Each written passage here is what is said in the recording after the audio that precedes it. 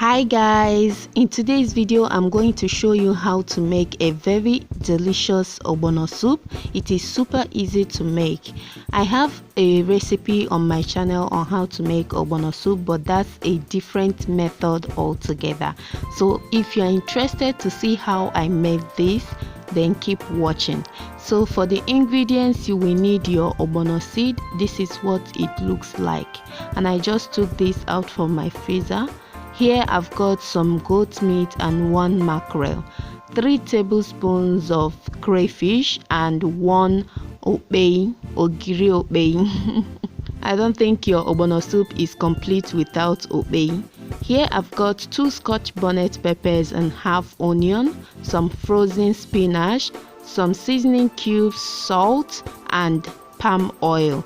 So the first thing we are going to do is to boil the meat. I'm adding the meat into the pot together with the fish. So while that is sitting, I'm going to blend the peppers, the onion, the crayfish, and the okpei, which I'm going to be adding to the meat.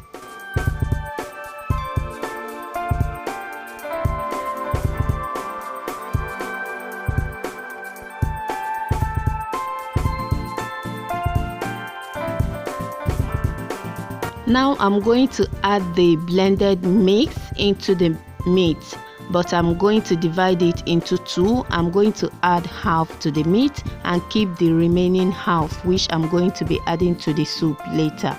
Then I'm going to add the seasoning cubes,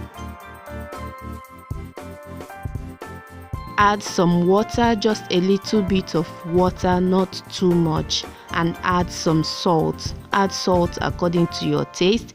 Mix a little bit and cover the pot. Let it cook until it is 100% cooked. So while the meat is cooking, you can use the time to prepare your other ingredients. You can use this time to wash your dry fish if you're using dry fish, or whatsoever ingredients you want to prepare, like vegetable. If you're using fresh vegetable, this is time to cut it and keep it aside.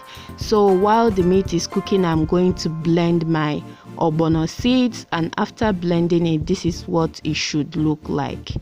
So what you saw me doing earlier is I used a tissue paper to dry the excess water. Like I said before, I took it out from my freezer, so I had to dry it before I start blending it to make the blending process easier. Alright, after blending that, I'm going to add some of the palm oil into my pot and add the blended ogbono seed. Then I'm going to keep stirring it. Once everything is mixed very well, I'm going to add a little bit of water. I just added some water to it and I continued stirring it.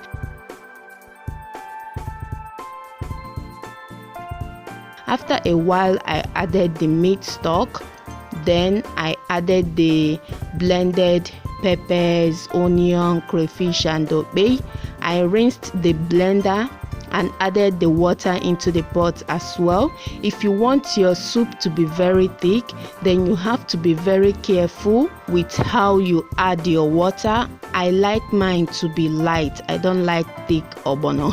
So I covered the pot and let it cook for 10 minutes. After 10 minutes, I added the cooked meat, added some seasoning because I tasted it, it wasn't enough, so I added 1 more nut cube and some salt. Then I covered the pot again and let it cook for another 10 minutes, which is in total 20 minutes. You have to cook your ogbono for about 20 to 25 minutes for it to bring out its natural taste and flavor.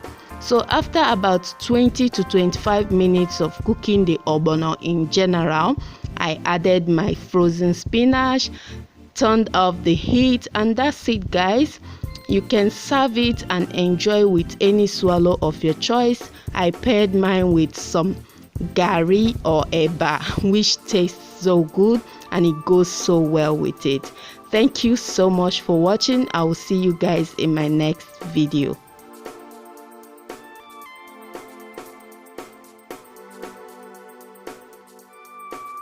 If you like this video, don't forget to click on the like button. If you're new to my channel, please click on the red subscribe button below and turn on your notification bell so you don't miss any of my latest upload.